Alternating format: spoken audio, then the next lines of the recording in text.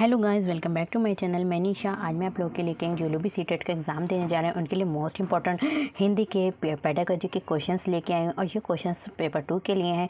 तो देखिए, अगर आप लोगों ने पेपर 2 या पेपर 1 की जो भी हिंदी पढ़ रहे हैं, देखिए अलग अलग तो नहीं पढ़ना है, आपको एक ही पढ़ना है, आप दोनों ही पेपर क्लियर हो जाएंगे। तो हिंदी की जो भी पेडागोजी कभी कभी ऐसा होता है कि जो हमारा जो जूनियर लेवल में क्वेश्चन पूछे गए हैं वही क्वेश्चन हमारे जो होते हैं प्रीवियस में प्राइमरी में पूछ लिए जाते हैं, कभी कभी प्राइमरी वाले हमारे जूनियर में पूछ लिए जाते हैं। तो इसलिए हमें दोनों को लेकर चलना है। तो चलिए स्टार्ट करते हैं। आपने अगर पेपर फर्स्ट और पेपर सेकंड के दोनों के ही PYQs कर लिए हैं तो आपका एग्जाम बहुत ही अच्छे से क्लियर हो जाएगा। तो चलिए स्टार्ट करते हैं। इससे पहले की वीडियोस मैंने जो क्लास 13 करा चुके हैं, जिन लोगों ने वो नहीं देखी तो उसको भी देख लीजिए। और पहले की क्लासेस जो भी आपकी फर्स्ट टू 13 क्लास हो चुकी हैं, तो 1 से 13 क्लास हो चुकी हैं, तो वो लोग आप लोग देख सकते हैं ताकि आप लोग को अच्छे से हिंदी समझ आ जाए। आज मैं आपकी जो क्लास है, क्लास आपकी 14 है। तो चलिए स्टार्ट करते हैं। यहाँ पे कह रहे हैं कि क्वेश्चन नंबर दे रखा है 45। अपनी खुद की और अपने विद्यार्थियों डैश वाक्य में रेखांकित सर्वनाम है। देखिए, अपनी खुद की और अपने विद्यार्थी, यहाँ पे कह रहे हैं कि अपनी खुद की, यहाँ पे कौन सा, यहाँ पे सर्वनाम। देखिए, जैसे कि आप लोग नाउन और प्रोनाउन होता है, जैसे कि प्रोनाउन, तो यहाँ पे नाउन जो होती है वो हमारी संज्ञा बोलते हैं और जो सर्वनाम होती है वो हमारी प्रोनाउन होते हैं। तो कह रहे हैं यहाँ पे जो क्वेश्चन दे रखा है कि अपनी खुद की और अपने विद्यार्थियों डैश वाक्य में रेखांकित सर्वनाम है, इसमें कौन सी सर्वनाम का प्रयोग हुआ है। तो अपनी यानी कि सेल्फ, खुद के लिए कह रहे हैं, प्रयोग कर रहे हैं सर्वनाम, और अपने विद्यार्थियों के लिए सर्वनाम का प्रयोग कर रहे हैं। तो कौन सा जो हमारा होगा, तो ये जो हमारा सर्वनाम प्रयोग हुई है वो कौन सी हुई, निजवाचक सर्वनाम। कौन सी निजवाचक सर्वनाम, जो सर्वनाम होती है वो हमारी 6 होती हैं, तो यहाँ पे जो प्रयोग हुई है वो कौन सी हुई, निजवाचक सर्वनाम प्रयोग हुई है। नेक्स्ट हमारा क्वेश्चन है, क्वेश्चन नंबर 46 है। यहाँ पे कह रहे हैं कि माधुरी पढ़ते समय कभी कभी वाक्यों शब्दों की पुनरावृत्ति करती है। यहाँ पे एक माधुरी, एक लड़की है। माधुरी क्या है, एक लड़की। तो पढ़ते समय कभी कभी क्या करती है, जो वाक्य बोलती है और जो शब्द बोलती है। देखिए, वाक्य का पूरा सेंटेंस होता है, जैसे कि राम एक अच्छा लड़का है, तो ये एक वाक्य है। और राम, तो यहाँ पे राम क्या है, ये शब्द हो गया। तो वाक्यों और शब्दों की क्या करती, पुनरावृत्ति, फिर से उसको दोबारा पढ़ती है। तो इसका ये भाषाई व्यवहार क्या दर्शाता है। तो इस तरीके का जो भाषा में व्यवहार करती है, जो भी बिहेव कर रही है, तो ये किसे दर्शाता है, तो ये किसे दर्शाता है कि वो समझ के साथ पढ़ने की कोशिश कर रही है। अगर वो इस तरीके से कर रही है, क्या कर रही है, शब्दों और वाक्यों की पुनरावृत्ति यानी कि उनको दोहरा रही है, तो मतलब उसका मतलब उसके अंदर क्या चल रहा है, तो वो समझ के साथ, कैसे अंडरस्टैंडिंग के साथ पढ़ने की क्या कर रही है, कोशिश कर रही है। नेक्स्ट हमारा क्वेश्चन है, क्वेश्चन नंबर हमारा है 47। उसने पढ़ा, उसने खाया। तो कह रहे हैं कि उसने पढ़ा और क्या है, उसने खाया और उसने चीखा। तो जैसे भाषा प्रयोग दर्शाते हैं, तो ये किसे दर्शाते हैं, नियम कंठस्थ न होना।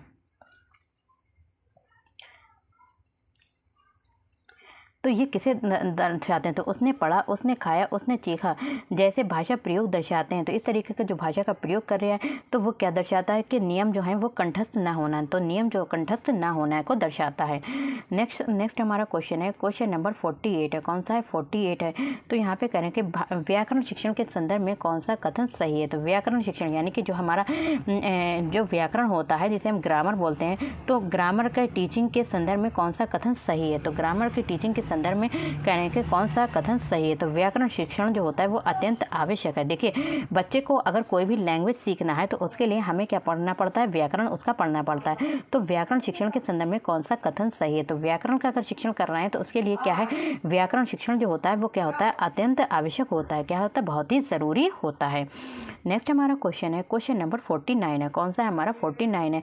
भाषा की पाठ्य पुस्तक में ऐसे पाठ रखे जाएं, जो भी हमारी लैंग्वेज की जो भी टेक्स्ट बुक्स हैं, तो उसमें कह रहे हैं कि ऐसे पाठ यानी कि ऐसे लेसन रखे जाएं, चैप्टर या फिर पाठ, ऐसे पाठ रखे जाएं जो क्या करें, बच्चों के परिवेश से जुड़ें, जो भी बच्चों के क्या हो, एनवायरनमेंट से जुड़ें। तो हमें भाषा की पाठ्य पुस्तक ऐसे सब जो भी चैप्टर रखे जाएं जो बच्चों के एनवायरनमेंट यानी जो भी उनके परिवेश, एनवायरनमेंट, जो भी वातावरण उनसे क्या हो, जुड़े हों बच्चों के। नेक्स्ट हमारा क्वेश्चन है, क्वेश्चन नंबर कौन सा है, 50 है। कक्षा में मौजूद बहुभाषिकता। देखिए, कक्षा जो भी एक क्लासरूम है, तो उसमें क्या होती है, बहुत सारी बच्चों की अलग अलग भाषाएं होती है, यानी कि मतलब 20 बच्चे हैं तो सभी की भाषा ये भी क्या है, एक सी नहीं होती। तो कक्षा में मौजूद बहुभाषिकता, तो वहाँ पर जो बच्चे हैं तो उनकी क्या है, बहुत सारी भाषाएं, अलग अलग भाषाएं हैं। तो ये क्या करते हैं, तो कक्षा में मौजूद बहुभाषिकता तो कक्षा में मौजूद बहुभाषिकता जो होती है वो भाषा शिक्षण यानी कि लैंग्वेज के शिक्षण में क्या है, एक संसाधन के रूप में, किसके रूप में, एक संसाधन के रूप में प्रयुक्त हो सकते हैं। तो बहुभाषिकता को हमें क्या मानना है, एक संसाधन के रूप में मानना है। नेक्स्ट हमारा क्वेश्चन है, क्वेश्चन नंबर हमारा 51 है, द्वितीय भाषा के रूप में हिंदी सीखने का उद्देश्य है। देखिए, जब कभी कभी क्या करते हैं, कहीं कहीं के लोग जो होते हैं वो हिंदी को किस रूप में सीखते हैं, द्वितीय भाषा के रूप में सीखते हैं। तो देखिए, हम जो है हिंदी हमारी फर्स्ट लैंग्वेज, कभी कभी कहीं के लोग जो होते हैं कभी कभी इसको द्वितीय भाषा, हिंदी को किस रूप में लेते हैं, द्वितीय भाषा का। तो हिंदी को हिंदी भाषा के रूप में, किसके रूप में, हिंदी भाषा के रूप में हिंदी सीखने का मुख्य, तो द्वितीय भाषा के रूप में हिंदी सीखने का मुख्य उद्देश्य है। तो द्वितीय भाषा के रूप में हिंदी सीखने का मुख्य उद्देश्य क्या है, तो क्या है, दैनिक जीवन में हिंदी में समझने तथा बोलने की क्षमता का विकास करना। तो दैनिक जीवन यानी कि जो भी डेली लाइफ है उसमें हिंदी में समझने तथा बोलने की क्षमता का विकास करना है, अगर वो द्वितीय भाषा के रूप में हिंदी को सीख रहे हैं। तो इससे जो है, जो भी उनकी, देखिए कहीं कहीं पे ऐसा होता है कि इंग्लिश बोली जाती है, उनकी फर्स्ट लैंग्वेज क्या होती है, इंग्लिश होती है, लेकिन वो क्या करते हैं, कभी कभी हिंदी को भी सीख लेते हैं। तो इससे क्या होता है, जब हिंदी को सीखते हैं तो जो भी उनकी डेली लाइफ होती है तो उसमें क्या होता है, कहीं पर कोई ऐसा बंदा मिल गया जिसे हिंदी आती है, तो हम क्या करें, अगर वो हमसे बात कर रहा है तो क्या करेंगे, हम उसको समझ सकते हैं। अगर हमें हिंदी आती है तभी हम उसकी लैंग्वेज को समझ सकते हैं। तो यहीं पर वो कह रहे हैं कि दैनिक जीवन में हिंदी में समझने तथा बोलने की क्षमता का विकास करना है।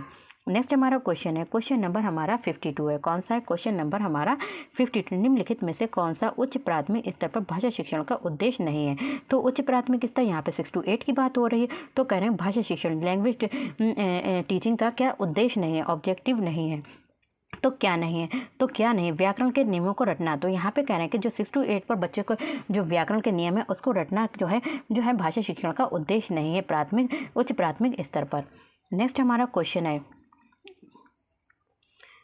क्वेश्चन है, क्वेश्चन नंबर हमारा 53 है। कौन सा है, हमारा 53। यहाँ पे कह रहे हैं, सपना अपनी कक्षा के बच्चों को मौखिक अभिव्यक्ति के अवसर देने के लिए अनेक क्रियाकलाप करती है। देखिए, यहाँ पे एक सपना के जो है वो क्या है, एक टीचर हैं जो अपनी क्लास के बच्चों को क्या करते हैं, यहाँ पे ओरल यानी कि बोलने के लिए मौखिक अभिव्यक्ति यानी कि बोलकर अपनी बातों को कहने के लिए क्या करती है, अभिव्यक्ति के क्या देती है, अवसर यानी कि अपॉर्चुनिटी देती है, और उसके लिए क्या करती है, अनेक क्रियाकलाप करती है। आप निम्नलिखित में से सबसे ज़्यादा प्रभावी किसे माने, अगर आपको दिया जाए ये 4 चीजें, तो आप सबसे ज्यादा किसे प्रभावी मानेंगे।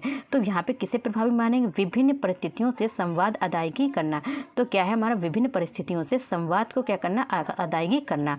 नेक्स्ट हमारा क्वेश्चन है, क्वेश्चन नंबर हमारा 54 है। सुहेल 1 साल पहले असोम से पंजाब आया था। क्या है, यहाँ पे एक सुहेल लड़का है, वो कहाँ 1 साल पहले असोम से पंजाब आया था। कहाँ से आया था, असोम से पंजाब आया। वो हिंदी भाषा का प्रयोग करते समय त्रुटियां करता है। तो वहाँ पे क्या कर रहा है, जो लड़का है तो वो क्या कर रहा है, तो हिंदी भाषा का प्रयोग कर रहा है। वो जो हिंदी को बोल रहा है तो उसमें क्या कर रहा है, कठिनाई त्रुटियां करता है। तो एक शिक्षक के रूप में आप किस स्थान पर उसको सही मानेंगे, तो आप एक शिक्षक के रूप में किस स्थान पर उसको सही, तो सुहेल को भाषा प्रयोग के अधिक से अधिक अवसर देने का प्रोत्साहन देना चाहिए। यहाँ देखिए, एक बच्चा है जिसका नाम एक सुहेल, एक क्या है, 1 साल पहले जो था असम से पंजाब आया था। कहाँ से, असम से पंजाब आया था। वो हिंदी भाषा का प्रयोग करते समय त्रुटियां कर रहे हैं। जब बच्चा किसी लैंग्वेज को बोलने में त्रुटियां कर रहा है तो हम क्या करेंगे, उसको ज़्यादा से ज़्यादा बोलने के हम क्या देंगे, अवसर देंगे, और क्या करेंगे, बोलने के लिए उसे प्रोत्साहित करेंगे।